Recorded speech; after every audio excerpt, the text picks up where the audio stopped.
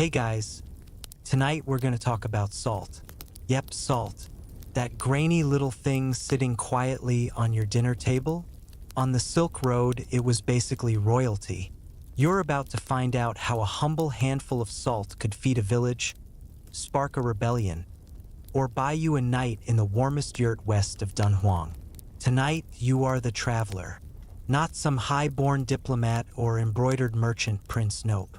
Just you, dusty boots, a creaky wagon, and 2 bags of precious, shimmering salt bricks strapped tightly behind a sunburnt mule that hates your guts. Honestly, it's mutual. So, before you get comfortable, take a moment to like the video and subscribe, but only if you genuinely enjoy what I do here. And hey, tell me in the comments where you're listening from and what time it is. I bet some of you are curled up at 2:07 a.m. with one sock missing. Now, dim the lights, maybe turn on a fan for that soft background hum, and let us ease into tonight's journey together. Your day begins in Dunhuang. The sun hasn't quite peaked over the edges of the desert, and already you're sweating. Not from the heat, but from the pressure. You're holding a document stamped in red wax, an official seal from the garrison commander authorizing your shipment for bricks of state-grade salt. One missing, and you'll be explaining yourself to someone who doesn't believe in second chances. You nudge your mule, its name is Ma-er, and it ignores you with professional dedication. You're heading west, past the caves, past the watchtowers, into the trade wind corridor where merchants, monks, and Mongol scouts blur together.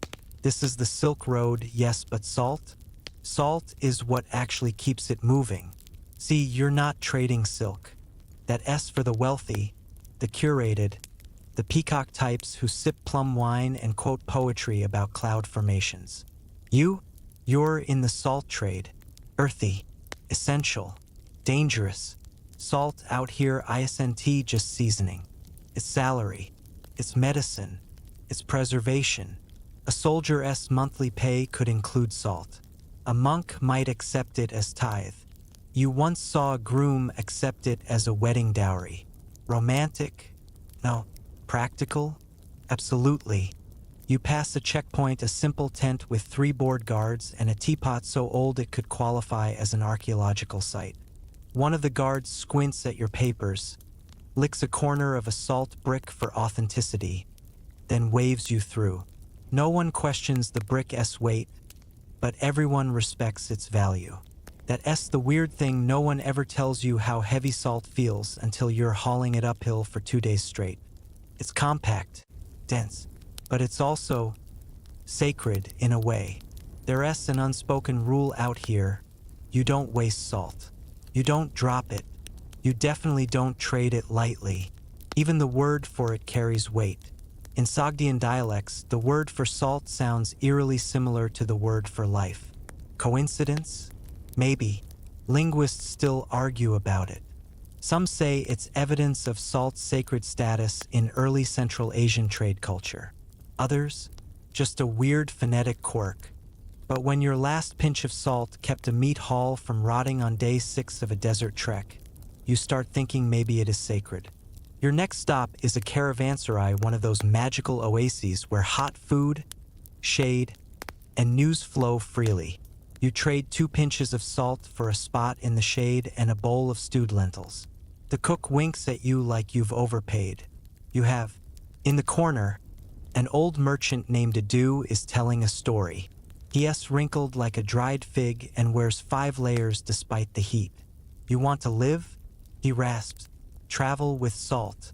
People protect what feeds them. Silk gets stolen. Gold gets you stabbed. But salt? Salt gets you fed. You laugh, but his eyes stay sharp.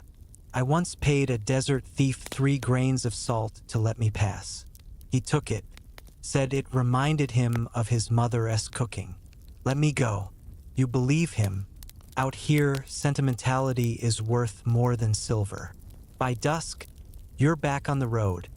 The sun a low red smear across the mountains. Your mule finally picks up pace, likely chasing the smell of someone else's campfire. And then, like some cosmic joke, A breeze kicks up and tips your cart. Just a little. Enough for a corner of your salt sack to tear. A soft cascade of glistening white tumbles into the dust. You scream, actually scream half in horror, half because the mule looks like it might step in it. You scramble. Every pinch matters. You scoop it back with your hands, with your sleeves, with your pride in your teeth. And in that moment, you understand something weird and kind of beautiful. Salt is humble. Salt doesn't tea-shine like jade. It doesn't tea-flutter like silk. But salt matters. Connects cities, binds armies, seasons history. And tonight, it's the reason you keep moving westward, even when your legs ache and your mule farts with malicious intent.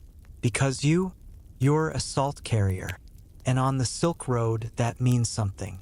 You wake up before dawn, your face crusted with dust and the faint taste of salt on your lips not poetic, just a side effect of sleeping next to a torn sack of trade goods. The desert air is crisp, almost kind, and your mule, Ma'er, greets the morning by sneezing directly into your blanket. There's no time to complain. Today, you're approaching a tax station just past the Jade Gate, and no matter how dusty or exhausted you are, you'd better get your act together because tax officials, they don't care how cute your mule is. They care about counts, weights, permits, and whether your salt is authorized by the state. And here's the thing, this isn't just any checkpoint. This is the infamous fourth post of the Western Route, known among traders as Lanchopo or Grumpy Hill. Why? Because every single official here looks like they just stepped in yak dung permanently. You nudge Ma'er forward and join a slow-moving line of carts, camels, and one particularly smug goat wearing silk ribbons. Everyone else carrying something valuable, but your cargo could get you arrested if 1 gram goes unaccounted for. Salt is government business now, and tax law here is as complicated as a Tang Dynasty divorce agreement. Let me break it down for you. In theory, the salt tax works like this. You carry salt from licensed sources, like the Qinghai Salt Lakes or the Yanqi Flats, and pay a standardized tax at designated collection points. The government then issues you a salt license, a long rectangular slip stamped in red ink. No license, no entry, no trade, sometimes no freedom. Sounds simple? It's not, because here's the catch. Some officials play by the book. Others eat the book and ask for processing fees on top. And the lines? Oh, the lines. You stand in queue for hours while robed scribes measure, taste, argue, and occasionally just nap right there at the desk. You finally reach the front, and the inspector steps out. He is thin, tall, and looks like someone who is personally offended by your existence. He has the eyebrows of someone who corrects grammar for fun. He pokes your salt sack. He doesn't say hello. Instead, he barks Lion. You mumble the name of the salt source your permit says Tianshui Lakes, North Well 3. He frowns. 北三井,味道太淡, and proceeds to lick your salt. You watch this stranger lick your merchandise with the exaggerated slowness of a man savoring soup. He then sighs dramatically. 还行吧. You want to scream, but no, you keep smiling, because he hasn't asked for extra yet. And that S when he hits you with the real test, the weight check. Salt, when freshly harvested and dried, weighs more than it looks, but desert transport dries it further. If you've lost even a half pound through normal evaporation, you're in trouble. Officials call it shrinkage. You call it life being unfair. They bring out the scales. You unload the bricks. The inspector squints, mutters to a scribe, and writes something on a bamboo tally. Then he waves you over. 你的驴脾气不好. Yes, not wrong. But before you can answer, he hands you your stamped license, slides a copy into your cargo sleeve, and says the words you've been waiting for all morning. 可以走了. Victory. You walk past him, trying not to look smug, but Ma'er, bless his timing, chooses this moment to sneeze again. this time onto the inspector's shoes. You don't look back. You just run. You continue west, still slightly high on the sheer relief of getting through Grumpy Hill alive. The road opens wide, and the dunes look golden under the rising sun. You let the reins slacken. Maybe today won't be so bad. As you roll along, you start hearing stories from other merchants. One guy swears his uncle bribed an inspector using pickled radish soaked in high salt brine, and the inspector declared it research material. Another insists a tax officer once taxed a salt merchant's tears when he cried over an overturned load. It fell under fluid losses of trade substance. They joke. But perhaps the strangest story comes from a bald man riding a short-legged donkey who claims he once paid his tax in salt sculptures, tiny dragons and peaches carved by an artisan. The inspector was so impressed, he not only approved the load but commissioned a sculpture of his own face. Historians, to this day, argue whether salt sculptures were ever officially accepted as legal tender. Some scholars say yes, citing rare records from a salt bureau in Ganjo. Others say it's probably a myth traders exaggerating for effect. Then again, isn't that half the fun? By late afternoon, your cart creaks under the sun. The wind picks up, and the salt bricks glimmer like they're sweating. And you feel like you're finally part of something ancient and complicated. Something gritty and grand. You're not just carrying salt. You're carrying rules, expectations, stories, and that's something even the grumpiest tax official can't measure. The wind shifts as you move farther west, and suddenly the air smells different, less dry, more alive. Subtle, but you notice it. You've crossed into a new climate zone, and with it, a new kind of market. Here, salt isn't just a trade good. It's practically a celebrity. You reach the oasis city of Hami just before sunset, where trees bloom like fireworks and children chase goats between rows of woven tents. It's beautiful, also chaotic, but mostly beautiful. You park near a public fountain, salt taxes paid, permits stamped, all by the book, and stretch your legs for the first time in hours. Your back pops like old bamboo. An apricot seller offers you a fruit in exchange for just a whisper of your salt. You trade a small chunk, and suddenly the seller's calling you Shongdi and introducing you to his cousin who knows a guy who's buying big. That's Hami for you. Trade connections grow here like moss after rain. But hear us the twist: this city doesn't just love salt for trade. They use it as currency. And you're about to walk into one of the strangest economic systems you've ever seen. It starts when you walk into the main market. Immediately, you notice something odd. Prices are listed not in copper coins or bolts of cloth, but in salt units. You blink at a wooden sign that reads, "Horse saddle 5 hands of salt, dried fish 2 hands and a sprinkle, night with musician negotiable but bring good salt." Yes, really, this isn't some gimmick. This is their actual trade culture. You ask a local why salt is used like money here, and he shrugs. It holds value. It doesn't rust. You can't forge it. And he adds, you can lick it to check quality. Try that with copper. Hard to argue with that logic. This whole concept is known as a salt exchange economy. It wasn't limited to Hami, either versions of this existed across Central Asia, in parts of Tibet, and even along the southern Silk Road into Burma. Instead of relying on imperial coinage, which often didn't reach this far, communities trusted what they knew. Salt, felt, livestock, and sometimes tea.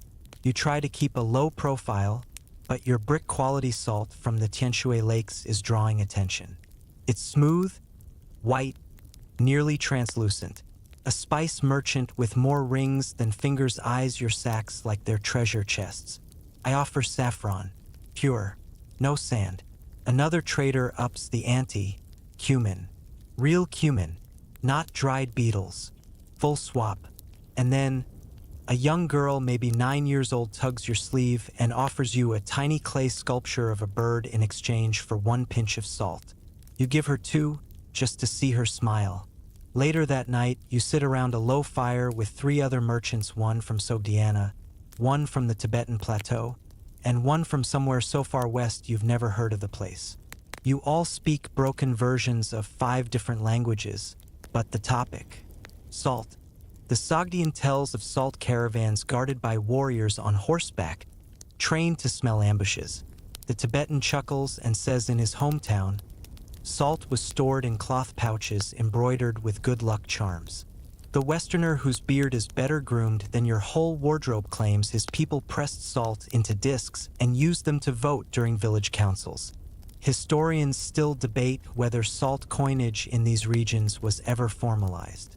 Some say it functioned purely as barter, others suggest there were real exchange rates, even inflation during wet seasons when supply surged. We may never know exactly, but you sit there, by the fire, surrounded by laughter and stories, and wonder how something so small could bind people from places so far apart. And of course, you can't forget Ma'er. He is currently eating someone's laundry. You drag him away, apologize, and notice that somehow your salt sacks are lighter. Not stolen, traded, bit by bit, slice by slice, for moments and stories and little bits of magic you didn't expect when you left Dunhuang. And that's the thing, I sent it. Salt was supposed to be your job, your cargo, a heavy burden on a squeaky cart. But here, in this bustling city of apricots and bartered songs, it became your voice. You leave Hami before dawn, bellies of camels groaning low in the cool morning air. The road ahead narrows, less a road now, more a series of polite suggestions carved by hundreds of past wheels and hooves. Behind you, the salt barter markets fade into smoke and bird calls. Ahead, the Gobi. You thought you were prepared. You are not. Nothing teaches you humility faster than the Gobi Desert. The sun doesn't rise here, it attacks. Wind doesn't blow, it shoves. And sand? It gets in places you didn't even know you had. By midday, you and Ma'er are both regretting every decision that led to this moment. Salt bricks rattle ominously in the cart as the wheels lurch over rocks.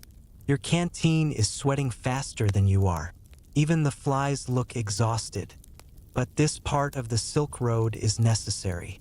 Not for the faint of heart, and definitely not for overconfident traders who didn't triple knot their head wraps. Still, you push forward, because today's destination is Dunhuang's outer checkpoint, an old Han Dynasty fort turned tax and toll outpost, and there's one reason you're willing to risk your entire water budget to reach it. The infamous salt smuggler's wall. Yes, that's its real nickname. And yes, you're definitely curious. This checkpoint sits at the edge of an old dried riverbed, flanked by stone watchtowers and walls layered in decades of graffiti, complaints, and very questionable camel drawings. It was built not just to keep invaders out, but to keep unsanctioned salt from leaking westward without a cut going to the empire. Salt smuggling, you see, was big business. In fact, some historians believe that smuggling along the Silk Road wasn't just common, it was essential. Whole communities survived by bending the rules. Sometimes it was survival, other times it was creativity. One recorded tactic? Hiding compressed salt tablets in fake tea bricks. Looked like dried leaves. Weighed like dried leaves, but instead of calming your nerves, they seasoned your soup. Another popular method: coating camels' humps in salt paste, letting it dry under the sun, then scraping it off slowly at night. Yes, it's as gross as it sounds. You meet a grizzled official at the gate, gray robes, braided beard, the kind of guy who can hear a lie from 3 syllables away. He doesn't check your cargo first. No, he asks you a riddle. What is traded like gold, melts with tears, and disappears in a story? You blink. Is this part of the inspection? Apparently, yes. This is the checkpoint's new tradition. The riddle toll. Get it right, skip the extra search. Get it wrong, they inspect everything down to the sand in your shoes. Salt, you say nervously.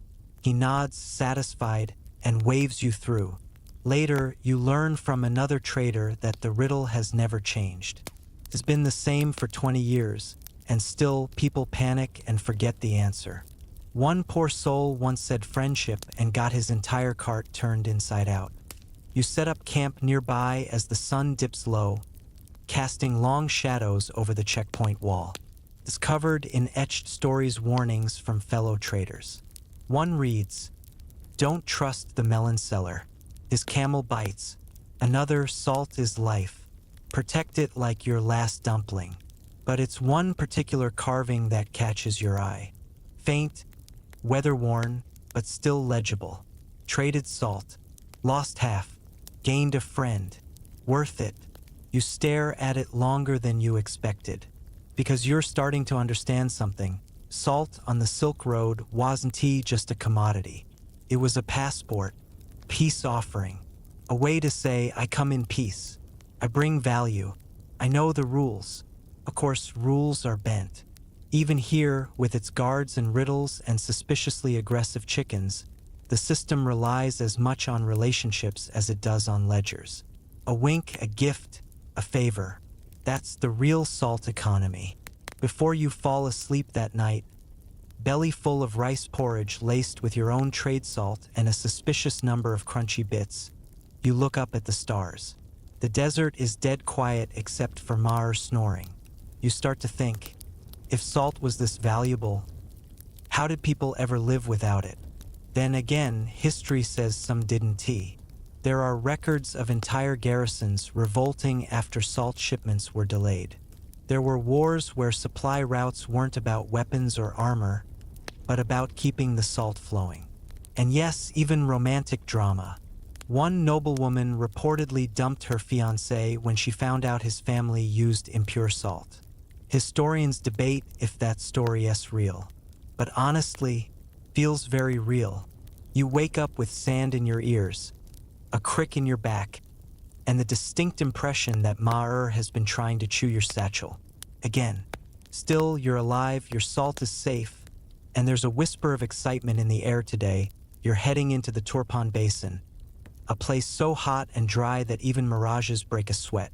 But you've heard the stories, underground canals, grapes so sweet they make you cry, and a salt tax system that literally grew on trees.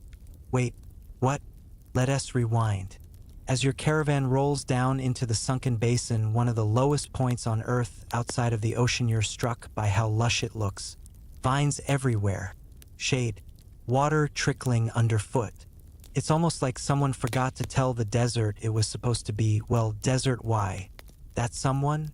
The people of Turpan. They invented a brilliant system called the Keres, an underground irrigation network that draws meltwater from distant mountains straight into the roots of their orchards. No pumps, no power, just gravity and ancient engineering. Now, hear us the twist. These canals didn't just bring water. They brought salt revenue. You roll into the bazaar under woven shades, where salt is still very much currency, but here, it's also taxed in fruit. A local tax collector who looks suspiciously like a dried apricot himself explains the deal. In Turpan, salt traders historically paid part of their taxes in raisins. Why? Because raisins stored well, traveled well, and let us be honest, were much tastier to bribe officials with than raw salt. This was called a commuted salt tax, where instead of paying in coins or raw goods, you handed over a converted equivalent. One brick of salt might translate into 2 jars of dried fruit or 3 bolts of cotton cloth. It was a flexible system that kept the economy running smoothly even when coinage was scarce. And apparently it worked wonders. Because the grape terraces of Turpan weren't just famous for wine, they became a kind of alternative mint. Traders brought in salt, paid their dues, took raisins west, sold those raisins for more salt. Rinse, repeat. It's like a salt-powered snack economy. You try to stay focused on trade, but it's hard when every third stall is offering free samples. One old woman hands you a piece of dried melon so sweet your teeth hurt. You give her a sprinkle of fine snow salt in return, and she laughs. Too much, she says, but I like your style. You find yourself in conversations with dried fruit merchants who can tell the year of a raisin by its chewiness. You meet a family that weaves bags specifically for transporting salt bricks without them crumbling. And you're pretty sure you saw a cat wearing a tax collector S badge. But you might have been dehydrated by then. One bizarre fact you pick up over dinner: there were salt inspectors here who used to carry small silver spoons and not for eating. These were for taste testing random salt lots to ensure no one was passing off low-quality grains or mixing in gypsum. If your salt tasted off, instant fine. Or worse, your trade privileges were revoked.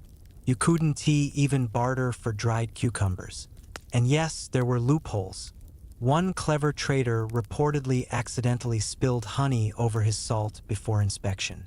The inspector declared it too contaminated to test and let it slide. Historians still argue whether that was bribery, chemistry, or just brilliant cooking.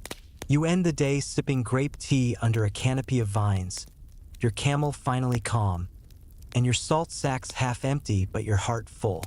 And as you watch the sun melt behind the ridgelines, you realize that even here, in this improbable orchard of wealth and sweat, salt finds its way into everything. Into grapes, into taxes, into people's stories. Because salt isn't just traded here, transforms here. You leave Turpan with sticky fingers grape syrup, mostly, and a strange regret about not buying that embroidered salt pouch shaped like a camel. But there's no time to look back. Today, you're heading toward one of the Silk Road's least glamorous but most essential stops, the Yardong Badlands. Yes, it sounds like something from a fantasy novel. No, it's not nearly as fun. Picture this: jagged rocks, razor-edged wind, and sandstone formations that look like someone's very angry attempt at making a sculpture park. There's no water, no shade, and certainly no raisins. But guess what was here once? Salt mines. That's right, long before tourists came to take selfies with oddly shaped boulders. This brutal stretch of earth was a source of the purest salt in the region. The kind of salt emperors wanted. The kind of salt that bought you more than just a meal. It bought access, favors, and occasionally someone's silence. You're not alone on the trail. You've joined up with an odd assortment of fellow travelers. A musician who insists his flute keeps scorpions away. A horse trader with suspiciously white teeth. And a historian from Persia who claims to be documenting the emotional journey of salt. You want to laugh at first, but after 3 days out here, you kind of get it. Because there's something about trudging through heat waves and watching salt cakes form naturally along rock crevices that makes you think this stuff has a life of its own. It emerges. It doesn't just exist, it insists. You pass a half-buried outpost where miners once lived in caves to escape the heat. One of them left a message carved into a wall. Salt fed my children. Salt broke my back. Salt sings when it dries. The poet miner, probably sunstruck. But still you whisper it to yourself once or twice. It sticks. Now, hear us the weird part. These salt mines weren't state-run. They were guild-run. Yep, independent salt guilds operated in this area for over a century, loosely monitored by tax agents but mostly left alone. Why? Because even the Emperor's inspectors weren't too keen on spending a week baking in the Yardong just to enforce quotas. So instead, they struck a deal. The guilds agreed to weigh and mark each salt load with a branded clay seal like a wax stamp, but crustier. That way, when the salt finally reached checkpoints farther west, officials could verify whether it had been declared and taxed properly. And if it wasn't, well, that's when the salt dogs came out. No, not actual dogs. Salt dog was a nickname for a certain type of border enforcer known for sniffing out undeclared trade, sometimes literally. These guys could taste the region a salt brick came from just by licking it. No kidding. One infamous salt dog claimed he could identify 9 distinct sources just by texture alone. Historians? Still debating if he was a genius or just very salty himself. Of course, smuggling still happened. A lot. Some guild members would hollow out their carts and hide salt beneath layers of straw and animal dung which no inspector ever wanted to touch. Others made decoy shipments with deliberately impure salt to throw off watchdogs. One particularly bold crew even coated their salt in mud and labeled it as healing clay. Sales were mixed, but guild loyalty was real. There's a legend that when one young trader was caught with smuggled salt, the entire guild pooled their own earnings to pay his fine. Not because he was innocent, but because he had done it to cover a funeral cost. Salt guilds had their own codes, their own tattoos, their own songs. You're told one of those songs by a sunburnt flute player as you make camp among the rocks. It's barely more than a hum, but the words go something like, "White dust, white bones, white hands weigh the truth. Salt flows, salt hides, salt carries the proof." It's eerie and beautiful. You fall asleep on a bed of woven blankets, staring at stars that feel sharper than usual. Your camel shifts nearby, crunching on something suspicious. And you think, out here, salt isn't luxury. It's testimony. It says, I made it this far. And not everyone does. You're up before the sun, brushing a fine layer of yardong dust off your face and half wishing you had splurged on that embroidered camel pouch.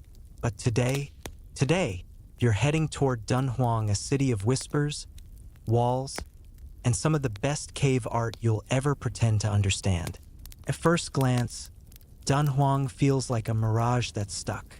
There are trees, markets, monks, soldiers, dancers, and salt. Always salt, but not the gritty desert kind you've been dragging across your back for days. No, Dunhuang salt is ceremonial, polished, packed in lacquered boxes, and sometimes carved into tiny Buddhas. You're not entirely sure if you're supposed to eat it or worship it. Welcome to the salt of the gods. As you roll past the city gates, you're greeted not by a merchant, but a monk. He bows slightly and gestures to your salt sacks. Divine essence, he says, like he's complimenting your taste in perfume. You nod slowly. Sure, divine essence. Why not? He leads you not to the market, but to a cave. Yes, an actual cave. But this isn't some damp hole in a cliff. It's part of the Mogeo Grottos, a complex of over 700 caves carved into the rock and painted with astonishing murals. They were built over centuries, often by wealthy patrons who wanted to secure karmic points for their next life. And salt? Salt was a big part of that celestial investment. Turns out, many of the donors to the caves were Silk Road merchants. And some of their offerings weren't gold or silk but salt. Because in certain Buddhist communities, salt was considered a purifier, a symbol of permanence, a gift that could last through drought, famine, or dynastic drama.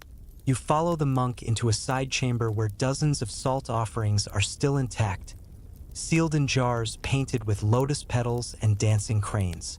Some have inscriptions. From Lu One, humble trader, may this salt calm the hunger of ghosts. To the next life, take this with you. You reach out to touch one of the jars and get gently slapped away with a feather duster. No touching, the monk says, then winks. But we know you wanted to. It's easy to forget the practical side of things when you're surrounded by celestial frescoes. But salt wasn't just about karma. In Dunhuang, it was also a toll. Every caravan that passed through this node of the Silk Road had to pay a gate tax, and salt was often used as part of the toll. The local rulers realized it was easier to store than grain, more useful than coin, and best of all, less likely to be counterfeit.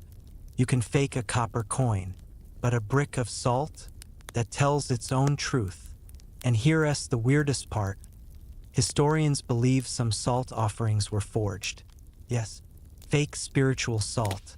There are records of tax inspectors confiscating cave offerings when they were discovered to be nothing but pressed gypsum or finely ground chalk. The punishment? Not exactly divine. Fines, exile, and in one case, being assigned to haul salt on foot across the Taklamakan for a full season. barefoot. Academic debate still rages about whether that last part is a fable. One scholar insists the story was metaphorical, meant to warn people against empty offerings. Another says he found a foot bone with salt damage. We may never know, but still don't fake your holy salt, okay?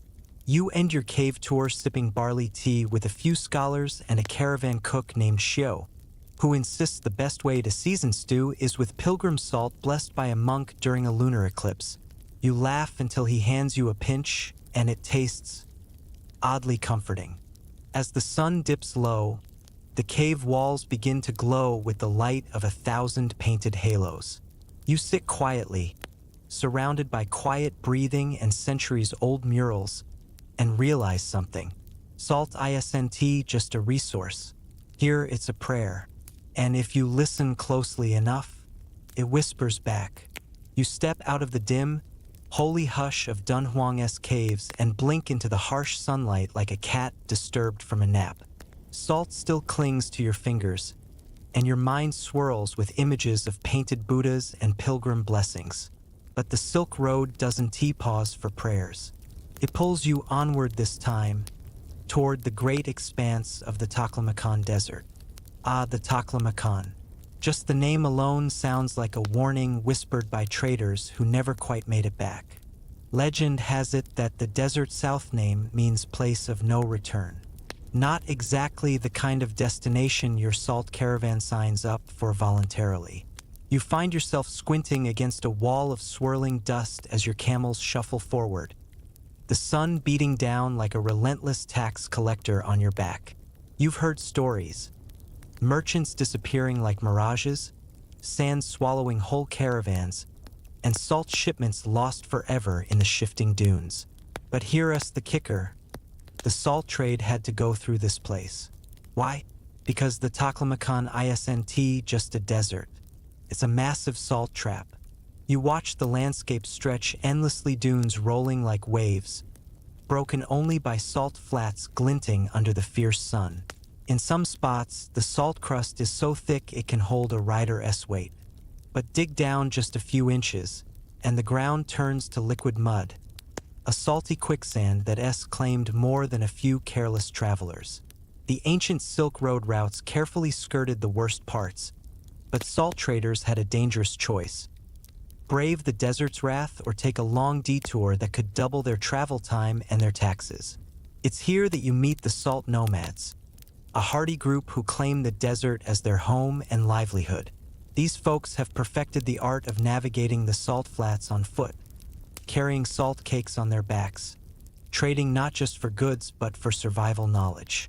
One nomad, a wiry old man with a face like cracked leather, shares a peculiar tradition. Before a journey, they roast a small piece of salt over fire until it pops like popcorn. This ritual supposedly wards off bad luck and angry sand spirits. You try it, and for a moment you swear the desert's howl softens. While you rest by a flickering fire, the nomad tells you about the salt caravan's special code songs and drum patterns that communicated safe routes through the shifting sands.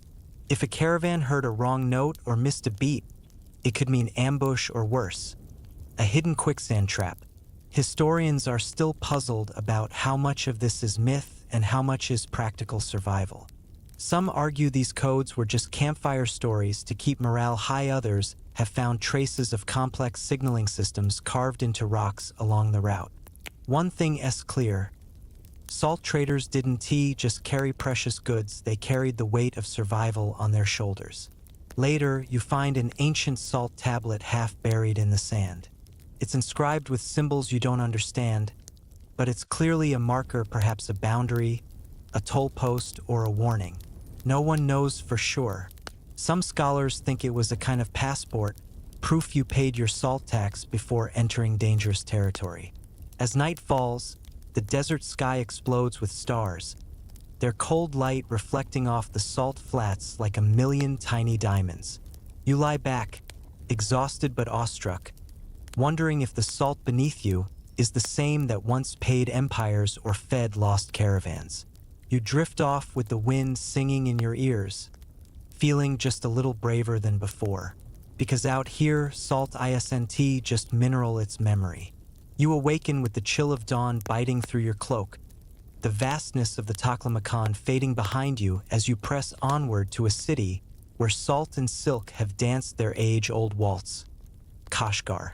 Kashgar is a kaleidoscope of sounds, smells, and faces, the kind of place where languages overlap like threads in a rich tapestry. You step into a bustling market square, where the scent of spices mixes with the sharp tang of salt. Here, salt isn't just a commodity, it's woven into the very fabric of daily life. Your eyes catch a glimpse of merchants haggling over massive blocks of salt, while children dart between stalls playing a game that involves tossing tiny salt crystals like dice. The salt even seems to be part of the music. Drums and stringed instruments resonate through the streets, some rhythms said to mimic the crunch of salt underfoot. You find yourself drawn to a particular stall where an elderly trader is weighing salt bricks against gold coins. But there's a twist. Instead of coins, he accepts salt bonds, paper certificates promising delivery of a set amount of salt in the future. This system, you learn, is an early form of credit known as the salt note. It allowed merchants to trade salt without lugging heavy loads across treacherous routes. Imagine it, a piece of paper worth its weight in salt, or at least a promise of it. In a way, salt was the original blockchain of the Silk Road, a currency with tangible backing and inherent value. Yet not all were pleased. Local tax officials grumbled that salt notes were too easily forged, sparking fierce crackdowns. Forgers who got caught weren't just fined, they faced exile or hard labor hauling salt bricks in the unforgiving deserts. Some say a few even fled across the mountains, starting secret salt cartels elsewhere. This created a shadow economy, an underground salt market where the line between legit and illicit was as fine as a grain of salt itself. You overhear a whispered rumor about a mysterious figure known as the Salt Fox, a clever smuggler who outwitted tax collectors by forging salt notes that vanished like the desert wind. Historians still debate whether the Salt Fox was a real person or a myth invented to scare would-be smugglers. Beyond economics, salt also played a role in marriage customs here. In some communities, giving a salt cake to your intended was a symbol of purity and permanence. No melting away, no quick spoilage. Salt was a promise of steadfastness. You chuckle, wondering if it's better than flowers that wilt. As the sun dips below the peaks surrounding Kashgar, you find a quiet corner to taste the local cuisine, a savory stew seasoned with salt sourced from nearby mines. The flavor is rich, but you can't help but wonder about the journey of that salt, the hands it passed through, the taxes it paid, and the stories it carried. Salt here is more than seasoning, it's the heartbeat of Kashgar's culture, economy, and love stories. You lean back against a warm stone wall, the bustle fading as night wraps the city in a soft cloak of stars. You're beginning to realize something profound. On the Silk Road, salt isn't just a mineral, it's a lifeline. You leave the vibrant chaos of Kashgar behind, the scent of spices and salted stew lingering in your memory, and set your sights on a more rugged stretch of the Silk Road, the Karakoram Pass. This mountain pass isn't for the faint-hearted. At over 5,500 meters above sea level, the air is thin, the winds merciless, and the cold a constant companion. Yet, salt is the prize that draws caravans here, braving the dangers that could easily freeze or freeze out even the hardiest traveler. As you begin your climb, you can feel the weight of your salt cargo as a tangible reminder of why you're risking frostbite and altitude sickness. But salt was not just a commodity, it was a form of currency, a tax payment, and sometimes even a spiritual offering, all rolled into one. In these lofty heights, you learn about the salt tablets used as official tax receipts. These small, carved blocks were issued by local authorities to certify that a trader had paid their salt tax. Without one, your salt might be confiscated or you'd owe double at the next checkpoint. The tablets were so important that some were even sewn into the trader's clothing as a sort of armored pass. The mountain breeze carries stories of salt smugglers who dared to evade these taxes, sneaking salt past watchful guards by camouflaging it as ordinary rocks or mixing it with crushed minerals. Some say these smugglers used secret mountain trails known only to locals, and others believe they hid salt in hollowed-out yaks. There's an old tale you hear from a caravan leader who chuckles as he recalls a particular smuggler who got caught because his salt cakes melted under the sun. Turns out they were made of sugar. Talk about a sweet mistake. Historians are still divided about how extensive salt smuggling really was in the Karakoram region. Some think the harsh geography naturally limited illegal trade. Others argue that the very remoteness encouraged a thriving black market. As you rest one evening beside a steaming cup of yak butter tea, a fellow traveler shares a fascinating tidbit.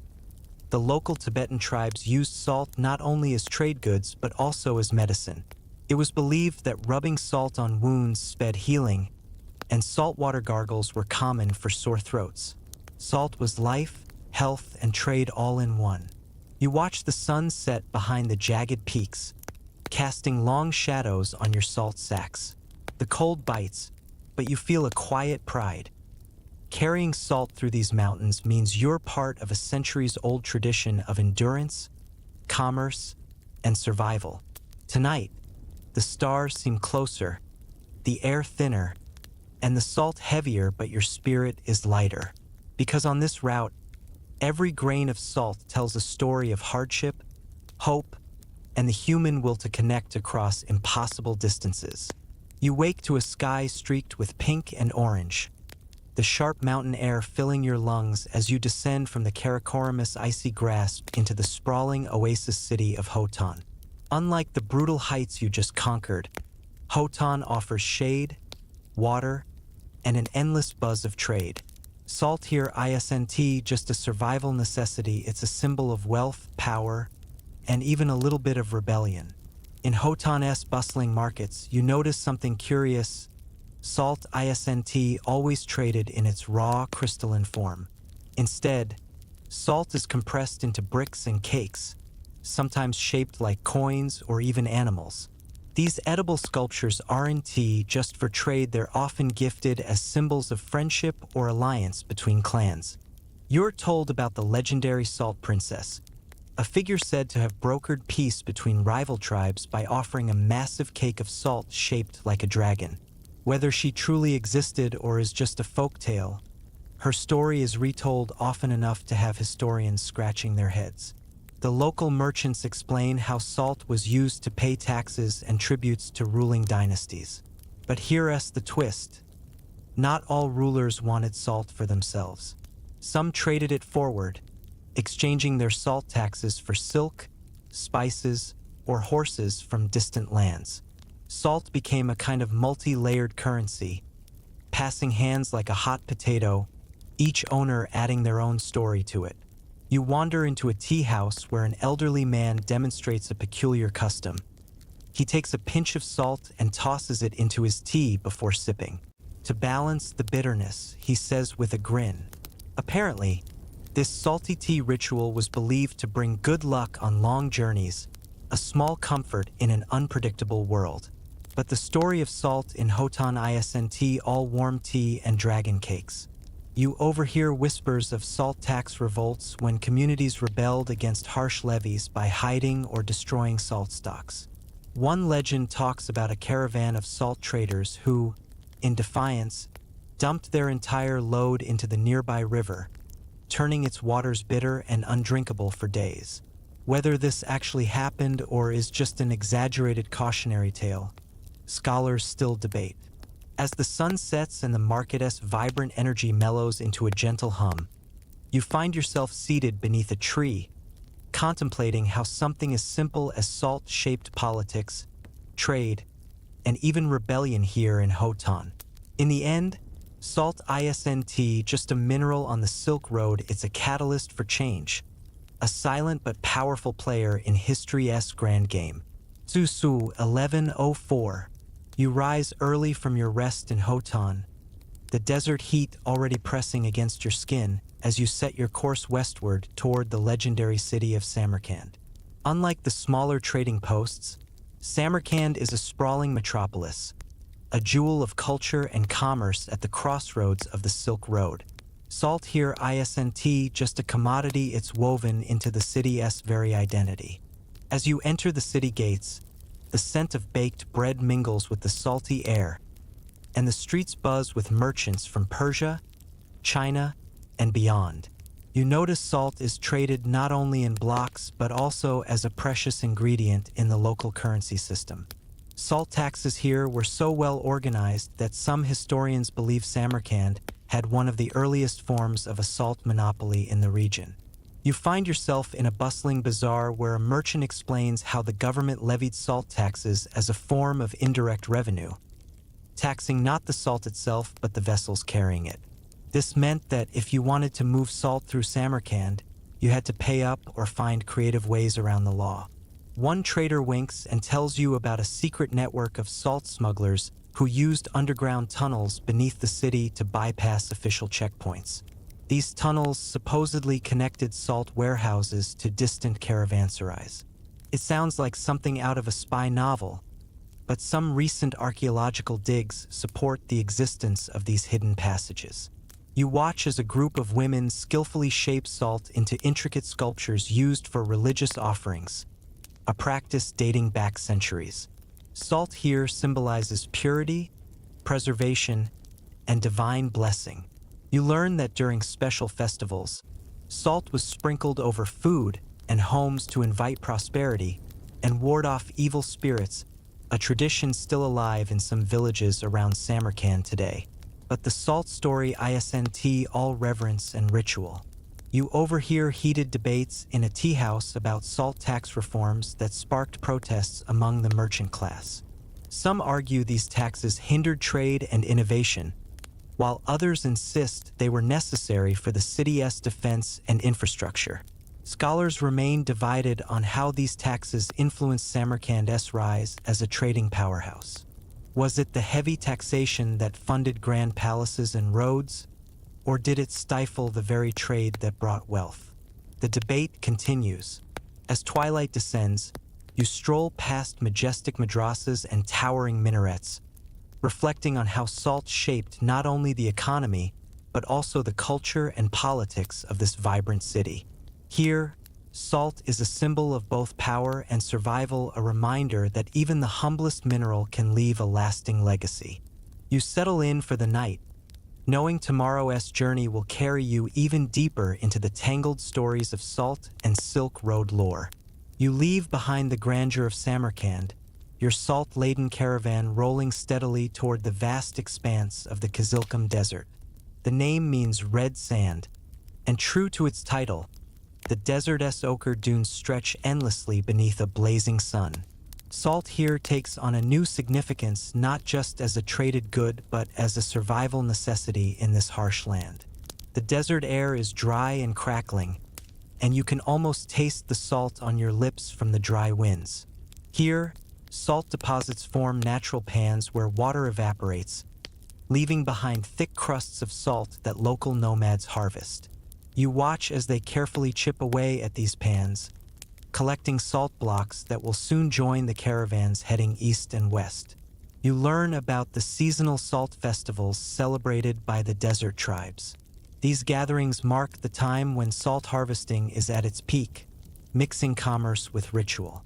Salt cakes are exchanged as tokens of friendship, and a playful competition determines who can craft the most artistic salt sculpture, a tradition dating back centuries.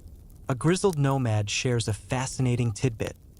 The salt cakes here were once used as barter for camels. Instead of gold or silver, owning a certain number of salt cakes could earn you a sturdy beast for your caravan. This practical use of salt as currency underlines how valuable and versatile it was on the Silk Road. However, salt taxes in this region were notoriously difficult to enforce. The vastness of the desert allowed smugglers to flourish. Tales abound of caravans, hidden beneath layers of sand or disguised with clever paintwork to evade tax collectors. Some scholars debate how much salt smuggling actually took place, given the sparse population and sheer scale of the desert. You find yourself by a campfire as the stars blaze overhead, listening to a merchantess story about a legendary smuggler called the Red Sand Ghost. This figure supposedly led caravans through secret routes, evading capture with uncanny skill. Whether truth or folklore, the tale adds to the desert's mystique. As you drift to sleep under the expansive sky, the desert's salty breath feels like a whisper, a reminder of how this mineral linked empires, tribes, and travelers across impossible distances.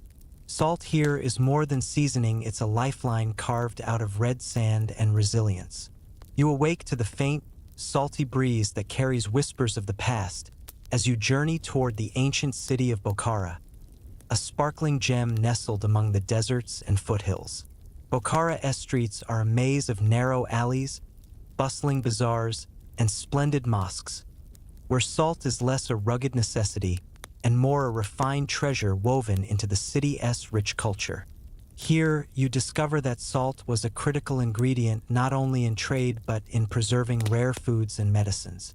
In Bokhara's famous spice markets, merchants sell dried fruits, nuts, and meats that owe their shelf life to salt's magical properties. You watch as a vendor expertly wraps salted fish, preparing it for shipment across the Silk Road. You overhear a conversation about the salt caravan's seasonal rhythms, which closely followed the harvest and climate cycles. Timing was everything. Too early, and the salt was impure too late, and the roads became impassable due to floods or bandits. Speaking of bandits, there's a whispered story of a notorious gang that tried to hijack a salt shipment and was thwarted by clever merchants who used decoy loads filled with crushed stones and dyed salt. The legend says the bandits never knew until they tasted their loot bitter and useless. Taxation here was a fine art. Instead of taxing salt directly, Bokhara's rulers imposed tolls on salt caravans entering the city gates. This method minimized disputes but sparked debates among scholars about whether indirect taxes like these were more effective or just a hassle. The city also had a unique custom. Salt was used in wedding ceremonies as a symbol of enduring bonds. Brides would receive small salt sachets embroidered with gold thread, a promise of flavor and stability in marriage. You smile, imagining how salty love must taste. As the sun sinks behind ornate minarets, you find yourself sitting in a quiet courtyard, savoring the blend of spices and salt that defines Bokhara's soul. It strikes you that salt, humble as it may seem, is woven into every facet of life here: economics, culture, survival, and even romance. Tonight, Bokhara teaches you that salt is more than a mineral, it's a storyteller, whispering tales of resilience and connection across time.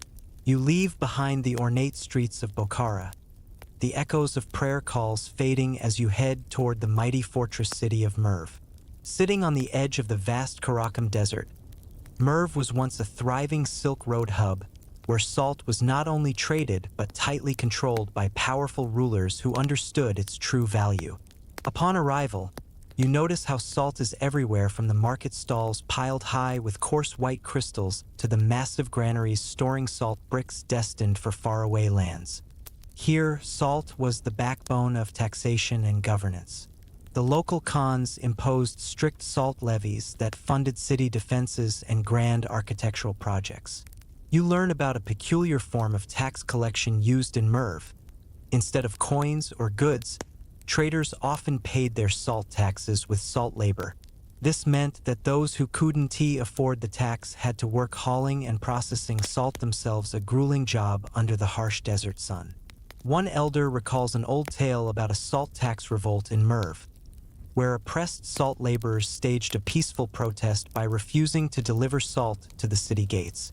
Their leader, known only as the Salt Whisperer, negotiated new tax terms that eased the burden, though historians still debate how much of the story is myth. Walking through the city's shadowy bazaars, you encounter craftsmen who carve decorative salt lamps, symbols of light and purity. These lamps were believed to protect homes from evil spirits and bring prosperity, linking salt to spiritual life beyond its economic role. Another fascinating tidbit emerges. Merv's salt wasn't just local. It was imported from faraway mines, sometimes hundreds of miles away, showing the complex logistics behind this seemingly simple mineral-esque journey. As the sun sets behind Merv's towering walls, you reflect on how salt shaped not just trade but social structures. It dictated who worked, who paid, and who prospered. Salt in Merv was a silent ruler, hard, essential, and deeply intertwined with the city's fate. You ride out from the dusty streets of Merv, the city's ancient walls shrinking behind you as the caravan sets course toward the verdant valleys surrounding Kashgar, a vital Silk Road junction. Here, salt takes on yet another fascinating role, part currency, part religious offering, and part secret weapon against spoilage. As you enter Kashgar's bustling market, the scent of fresh naan mingles with salty air.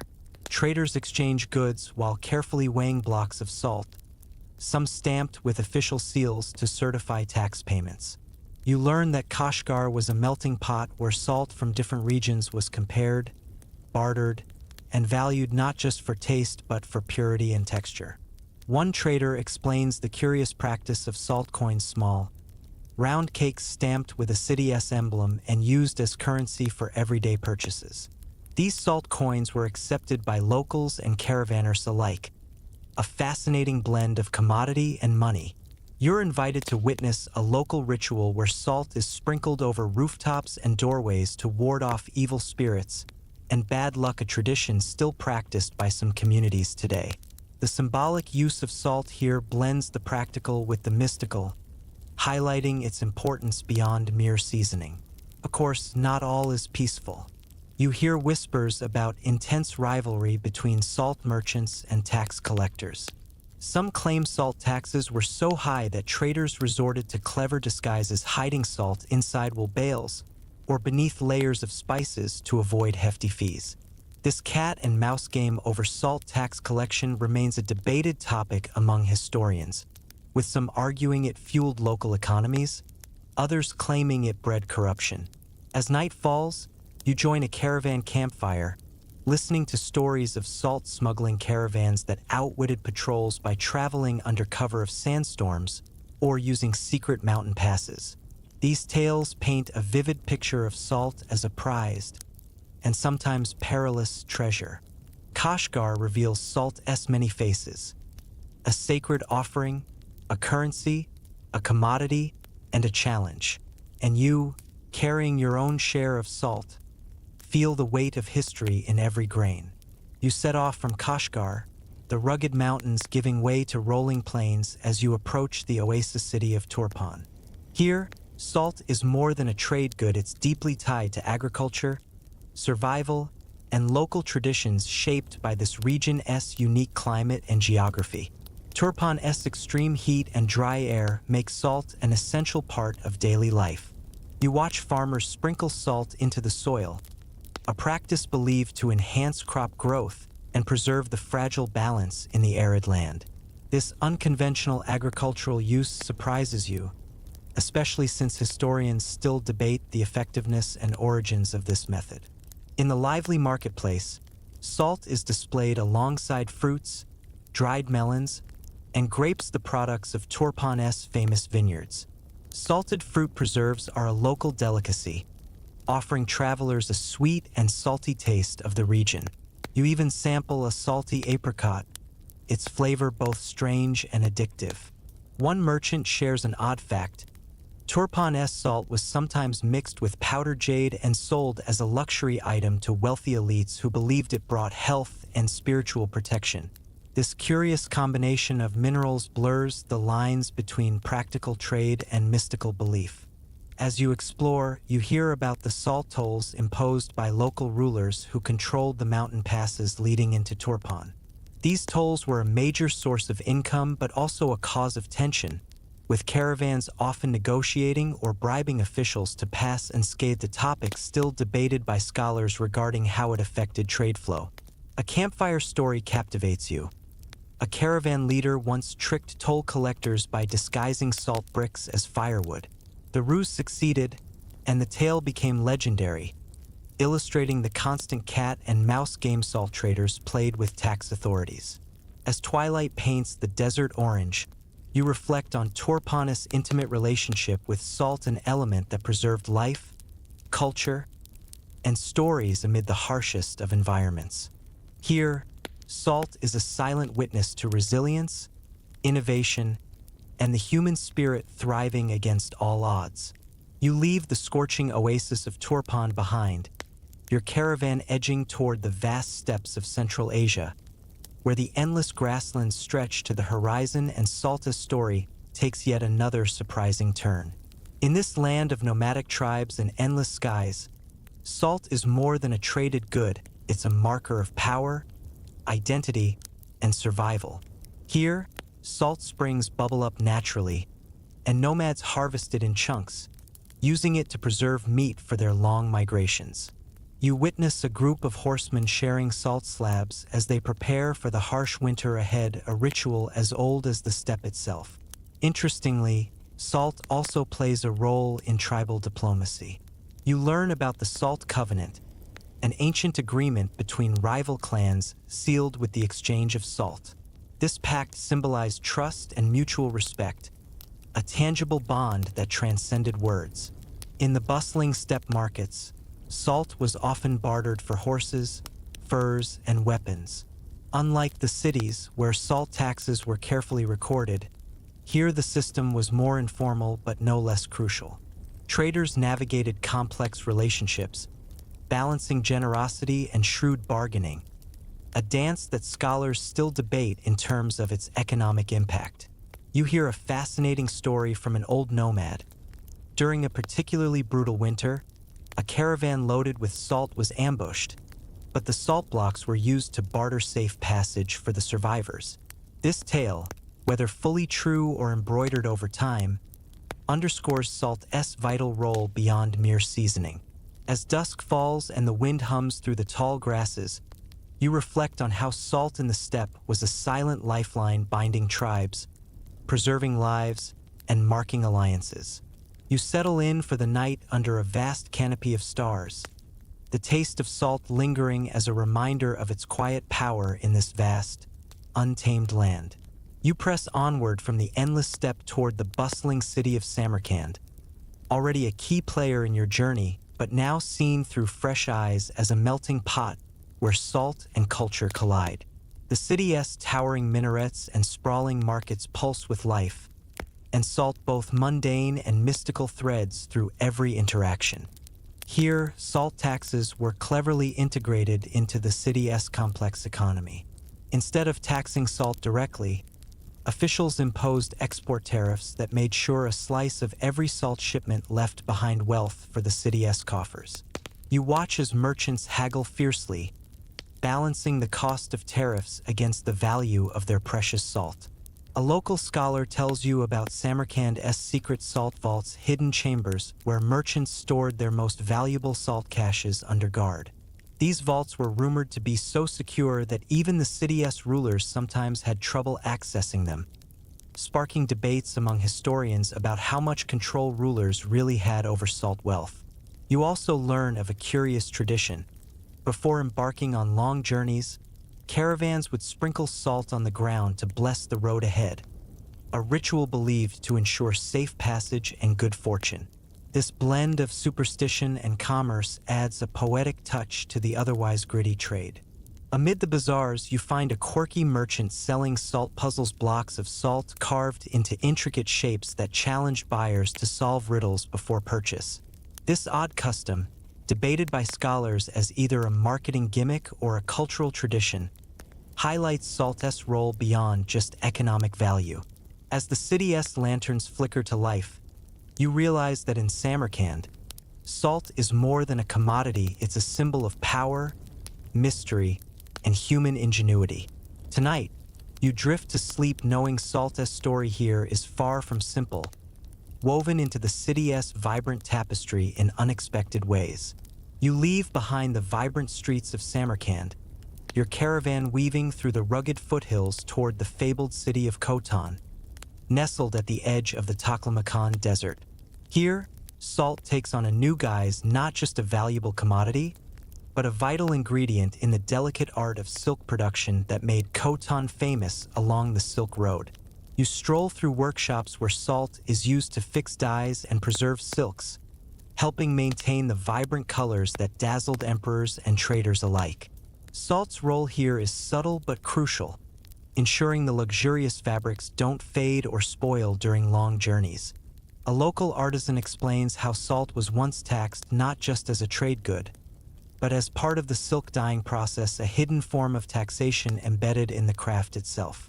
This unique economic twist sparks debate among historians, some arguing it was a clever way to maximize revenue, others seeing it as a burden on artisans. In Khotan's bustling bazaar, you encounter merchants exchanging salt for jade, a prized local export, revealing an intricate barter system where salt and precious stones formed the backbone of trade. It's a surprising reminder that salt's value extended far beyond its common uses. You also learn about a peculiar local belief. Sprinkling salt along the edges of silk fabric was thought to protect the wearer from evil spirits and illness. This blend of practical chemistry and mysticism adds an enchanting layer to salt's legacy. As night falls and desert winds whisper through palm groves, you settle by the fire, contemplating how salt quietly supported one of the Silk Road's most celebrated crafts. Here in Khotan, salt is both artisan's tool and traveler's treasure, a bridge between beauty, belief, and commerce. You move onward from Khotan, following the winding paths toward the ancient city of Dunhuang. Perched on the edge of the Gobi Desert, a gateway between east and west. Here, salt weaves itself into the spiritual fabric of the city, mingling with art, religion, and commerce in unexpected ways. Arriving at the famous Mogeo caves, you notice salt deposits shimmering on the cave walls. Monks used salt not only in food preservation but also as a crucial ingredient in preparing pigments for their vibrant murals, many of which have survived centuries thanks in part to salt's preserving magic. You learn about an intriguing salt tax that was levied specifically on the pigments and materials used for religious art, fueling debates about the separation of sacred and secular in taxation. Some scholars argue this tax supported temple maintenance, while others see it as a heavy-handed control on religious expression. In the bustling caravanserai, salt is bartered for scrolls, spices, and silk. You overhear merchants discussing the salt tolls imposed by local officials on caravans, with some caravanners cleverly hiding salt inside hollowed-out gourds to avoid detection, a tactic historians still debate in terms of its widespread effectiveness. One local legend tells of a monk who used salt to create a secret message in a mural that only appeared when the salt crystals caught the morning light, a story scholars remain divided on, some calling it myth, others a symbol of hidden knowledge. As dusk settles, you sit watching the desert stars emerge, feeling the salt in the air, a silent witness to the city's layered history of faith, art, and trade. Dunhuang's story reminds you that salt is not just a physical substance, but a keeper of culture and mystery on the Silk Road. You depart the mystical caves of Dunhuang, your journey leading you into the rugged highlands of Tibet, where salt is king in a way unlike anywhere else on the Silk Road. Here, salt isn't just traded, it's sacred, a vital link between land, livelihood, and religion. You find yourself at the shores of Lake Nam Kho, a vast salt lake where local Tibetan nomads harvest salt crystals by hand, scraping them off the shores with wooden tools under the harsh sun. This ancient method has barely changed for centuries, a testament to tradition and the harsh environment. Salt here is essential for preserving dried yak meat and butter staples in the Tibetan diet, and it's also a key part of barter, exchanged for wool, horses, and other goods. You learn that salt was once so precious it was used as currency, a practice still echoed in stories passed down through generations. You witness a unique ritual, monks and villagers blessing the salt harvest with prayers and offerings to mountain spirits, hoping for bountiful seasons ahead. This intertwining of salt and spirituality sparks debate among anthropologists about how much religion shaped economic practices in Tibet. An elder tells you about a time when salt taxes were enforced by regional rulers, causing tensions that nearly led to open revolt. While historical records are scarce, scholars continue to debate the event's scale and impact. As you watch the crimson sun set over the salt flats, you realize that in Tibet, salt is much more than a mineral. It's a symbol of survival, faith, and identity. Here, every grain tells a story of resilience amid breathtaking isolation. You leave the serene salt flats of Tibet and head down toward the fertile valleys surrounding Sami Monastery, one of Tibet's oldest spiritual centers. Here, salt finds yet another fascinating role, not just as trade or ritual, but as a medium of healing and protection.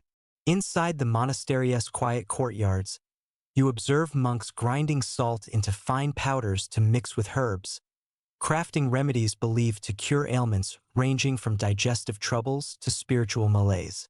This ancient practice, a blend of medicine and magic, is still whispered about in some Tibetan villages today. You overhear a conversation about the salt of life, a sacred salt thought to bring balance to the body and soul. Despite its widespread use, modern scholars remain divided on the origins and effectiveness of these healing rituals, making this an ongoing mystery in Tibetan ethnobotany. In nearby markets, salt is bartered not only for food, but for sacred objects like prayer beads and incense. You learn that salt was often gifted during religious ceremonies, symbolizing purity and protection, a tradition that persists despite the rise of more modern currencies. One interesting story recounts how salt was used to mark the boundaries of sacred land around monasteries, a practice that kept unwanted visitors away and preserved the spiritual sanctity of the site. This salt barrier idea fascinates historians who debate its symbolic versus practical purposes. As the monastery bells chime in the evening air, you feel the profound connection between salt, health, and spirituality, here an ancient link as enduring as the mountains themselves. You close your eyes, the taste of salt on your tongue reminding you of this place's quiet power. You journey down from the high Tibetan plateau, your caravan crossing into the fertile plains of Kashmir, where salt trade has flourished for centuries, weaving itself tightly into local economies and cultures. Here, salt is as much a staple in everyday life as the famous Kashmiri saffron or the majestic snow-capped peaks surrounding you. In bustling Srinagar markets, you see salt from nearby Himalayan mines traded openly, a prized good used for everything from food preservation to livestock care. You learn that Kashmiri salt was sometimes used to pay local levies, a form of tax in kind that blurred the lines between commodity and currency, a practice that historians still debate regarding its economic impact. A local merchant shares a curious tidbit. Salt blocks from Kashmir were sometimes carved into decorative shapes and given as gifts to nobility, blending practicality with artistry. This odd tradition sparks discussions about the symbolic use of salt in social status. In the farmlands, farmers sprinkle salt around fruit orchards to protect against pests and enhance growth, an ancient agricultural technique whose effectiveness modern scientists continue to study. One folk tale tells of a salt caravan that once crossed treacherous mountain passes to supply a famine-stricken village, the salt's arrival celebrated as a miraculous lifeline. While details vary, historians agree that salt trade was critical in such crises, though the extent remains debated. As the cool Kashmir breeze brushes your face, you reflect on how salt here carries stories of survival, culture, and generosity amidst breathtaking beauty. And you, still carrying your own share of salt, feel connected to this ancient thread stretching across the mountains. Your journey leads you westward from Kashmir into the rugged landscapes of Persia, where salt becomes a symbol of empire, control, and sometimes downright clever taxation schemes. The vast deserts and salt flats here have shaped Persian trade routes for millennia. In the great city of Persepolis, you witness merchants negotiating salt deals amid the ruins of once mighty palaces. Salt was so valuable that Persian kings established state monopolies over its production and distribution, ensuring steady tax revenues to fund their sprawling empires. Yet, how strictly these monopolies were enforced is a matter still debated by historians.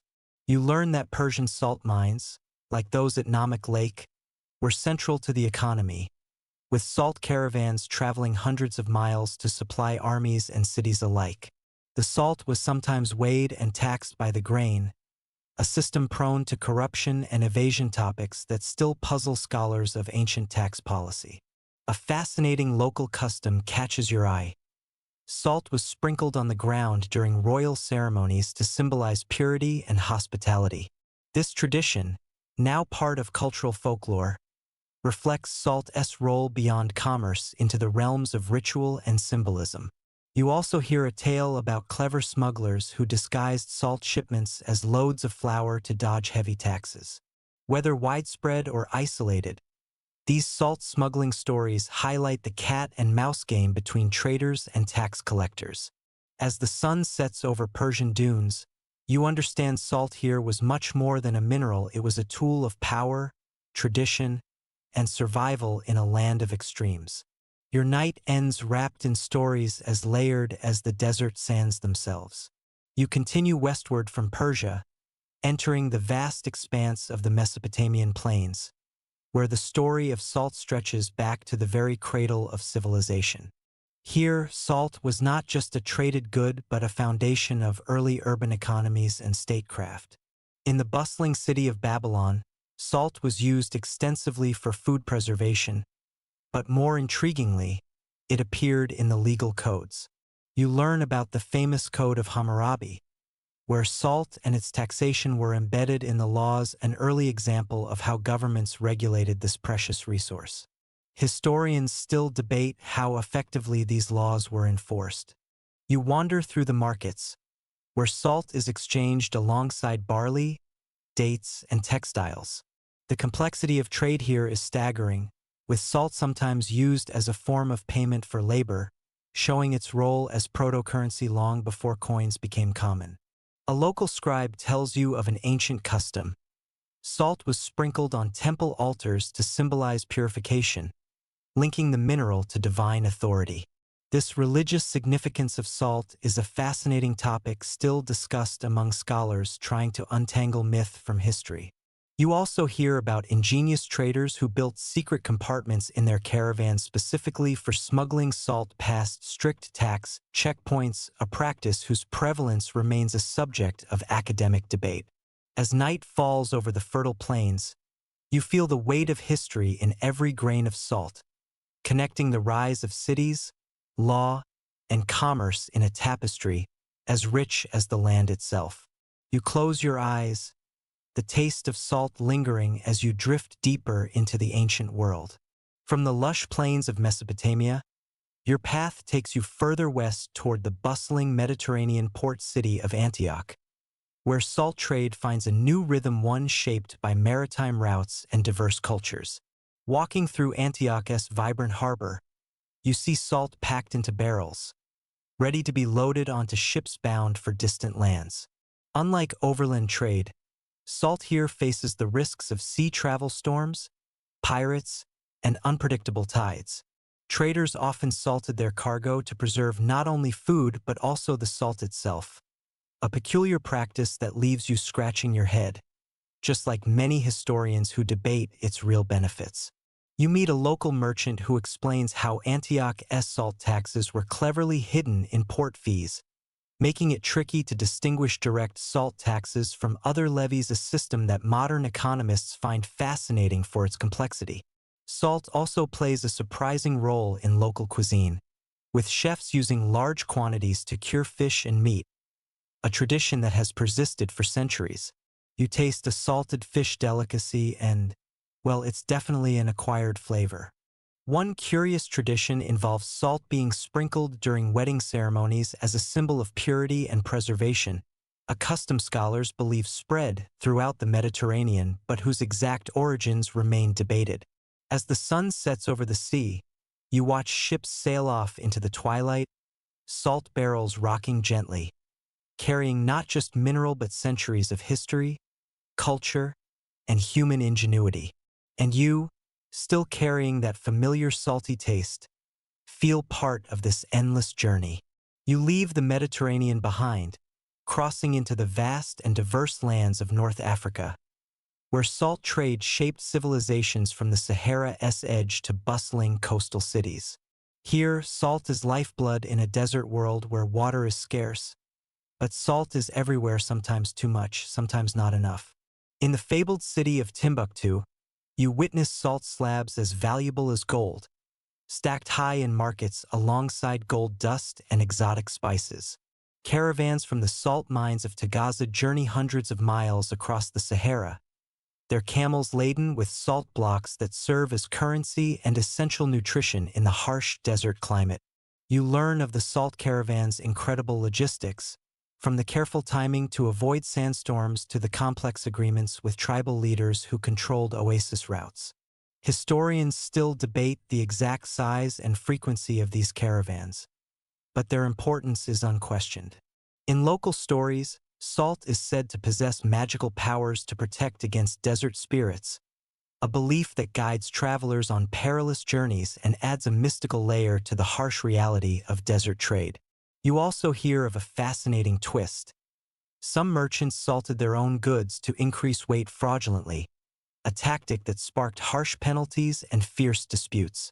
The degree to which this was common remains a lively topic among scholars. As night blankets the desert, you rest beneath stars so bright they seem to spill salt itself into the sky, feeling the deep connection between this mineral and the pulse of a continent. Salt here is survival, magic, and wealth all rolled into one. From the shimmering deserts of North Africa, you trace your path eastward, arriving at the thriving markets of Alexandria, the jewel of the ancient Mediterranean world. Here, salt is intertwined with trade, philosophy, and even the early stirrings of science. In Alexandria's busy port, you see salt piled high alongside papyrus scrolls and spices from the east. The city's strategic location made it a hub for salt trade, where merchants paid hefty taxes often disguised as tariffs on imported goods, sparking debates among historians about the true cost of salt in ancient economies. You visit the famed Library of Alexandria, imagining scholars experimenting with salt in early chemistry and medicine, mixing it with other substances in pursuit of knowledge. Salt's preservative properties fascinated early scientists, though the full understanding of its chemical nature was still centuries away. One lesser-known tale describes how salt was used in funerary rites to preserve bodies, a practice that may have influenced later embalming techniques. Scholars remain divided on how widespread this was in Alexandria. You also hear of clever merchants who manipulated salt prices through controlled supply, an early form of market speculation that adds a surprising modern twist to ancient trade stories. As the sun dips below the Mediterranean horizon, you reflect on Alexandria's role in connecting salt to culture, science, and commerce, an enduring legacy that shaped the ancient world. You feel the salt on your lips, a reminder that this mineral was never just seasoning but a catalyst for human progress. Your journey now brings you to the edges of the ancient Roman Empire, where salt played a role so crucial that it shaped roads, armies, and even words you use today. Welcome to the land of Rome, where the story of salt on the Silk Road reaches one of its grandest stages.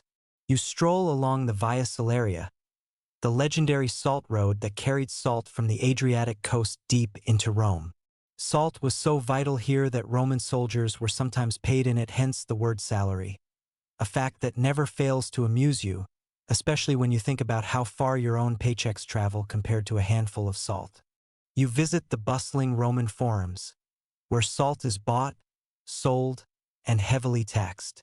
The salt tax, or vectigal salis, was a major source of revenue for the empire, but tax collectors were notorious for skimming their share, a corruption problem that still sparks lively debates among historians about its impact on Rome's economy. You hear about a curious law. It was illegal to sell spoiled or adulterated salt, showing how seriously the Romans took their salt quality. The challenge of policing this law across a vast empire remains a point of scholarly discussion. On the streets, vendors sell salt alongside olives, bread, and garum, that famously pungent fish sauce, highlighting salt's central role in Roman cuisine.